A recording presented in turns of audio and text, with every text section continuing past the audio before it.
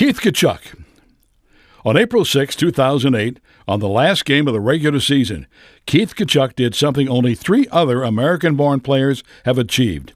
Walt, as he's known around hockey, scored the 500th goal of his career.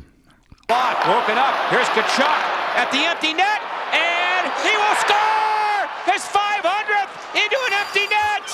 The 41st of 500 goals for Big Walt. He's done it. That is absolutely awesome. That is fantastic. Keith Tkachuck, one of the most popular Blues in history. Tough is not a strong enough word to describe the play of this elite power forward. He was aggressive and physical with the ability to score, as evidenced by that 500th goal. He led the NHL in scoring with 52 goals with Phoenix in the 95-96 season. He's been called one of the top 5 power forwards in NHL history. A native of the Boston area, he played 5 seasons with the Winnipeg Jets, 5 with Phoenix before being traded to the Blues. He wore the blue note for 9 seasons. In February 2007, Keith was traded to Atlanta, but just 4 months later, the Blues reacquired him, and he played 3 more seasons with the blue note. Keith played in 4 Olympics for the United States and helped the U.S. win the 1996 World Cup of Hockey. I mentioned tough. He had almost 2,400 penalty minutes in the regular season and playoffs. That's like spending 40 hours resting his fists in the penalty box. He played in almost 1,300 games. In 2012, he was inducted into the U.S. Hockey Hall of Fame, and soon, we hope, into the National Hockey League Hall of Fame. Tonight, though, we are so honored to welcome Walt Keith Tkachuck into the St. Louis Sports Hall of Fame.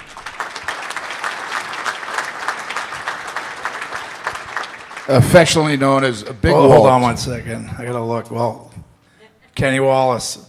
Curbs didn't text me, and I've known him for 18 years, so that's great. I can't wait to give it to him. I'm only kidding. I got to meet Kenny and like everybody else there, great people. And what Kenny said about going home and watching himself on replay, I can't. You don't need me. I'm sorry, Bruce, but I can't do that, Kenny, because I realized how slow I was on the ice. It's horrible to see. Well, congratulations, Walt. It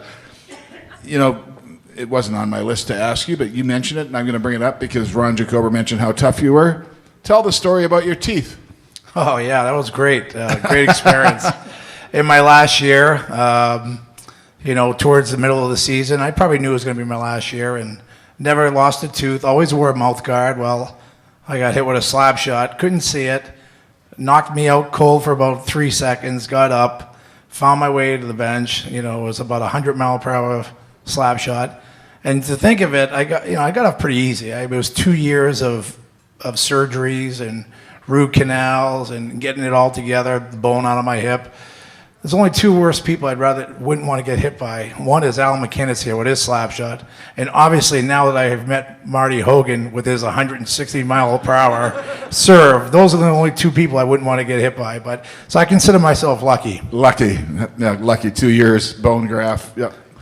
So when did you first realize that you could play in the National Hockey League? Well, like anything, everybody dreams big as a kid. I grew up in Boston. It's a great sports town, and I love the Boston Bruins. They were the big, tough, Boston Bruins back then. And my mom was a huge hockey fan, and she kind of got me into it. I had older cousins that played, and anytime you have older cousins, you want to follow in their footsteps. And, my parents were great. My dad, obviously, when he was 18 years old, like people back then, he joined the Marines and became, went to Vietnam, became a fireman afterwards.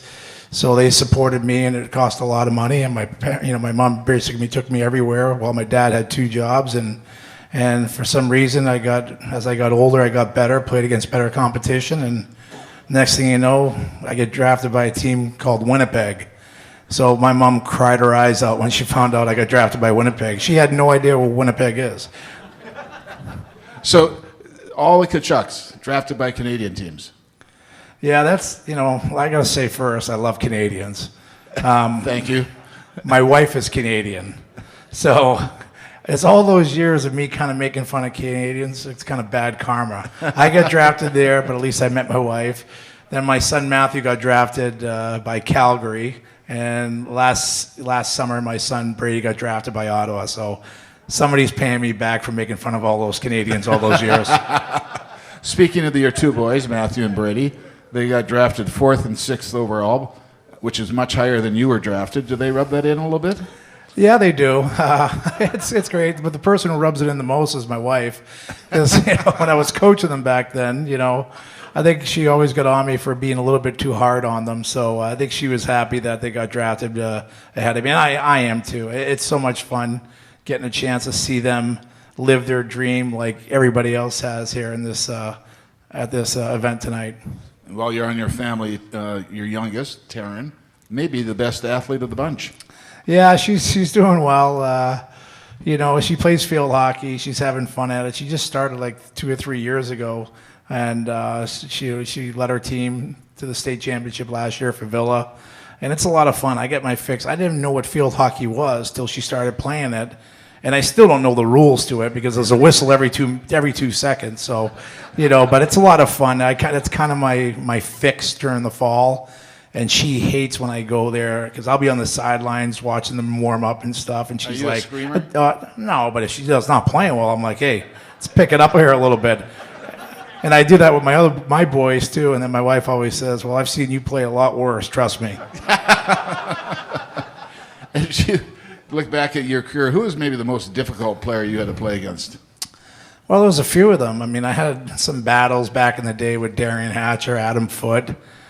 Obviously I played against with and against Al McInnes and Chris Pronger, and those two are by far the two best players I've ever played against.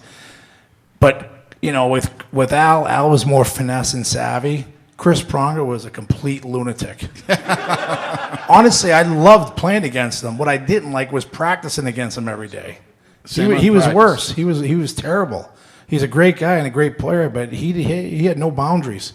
If he wants to hurt you, he's going to hurt you. So that's why I would rather play against him instead of practicing against him every day. As you look back at your career, 19 seasons, and obviously Ron talked about all the accolades. Was there one thing you would like to change or regret? Anything that you look back? Well, some of my contract holdouts, I guess, but obviously, but I don't regret that now. I guess I shouldn't say I'm lying. You know what? It's being in St. Louis is such a special place, and to be able, that 1 year, I think when I first got traded here, we made it to the conference finals. We were so close, and you see the passionate fans here in St. Louis, and that's one of the reasons why we want to live here. I mean, it's a great sports town, great people, and you've seen the success of the Cardinals, and when the Rams were here, and all the sports. This city is waiting for a Stanley Cup. And it would have been unbelievable to deliver it.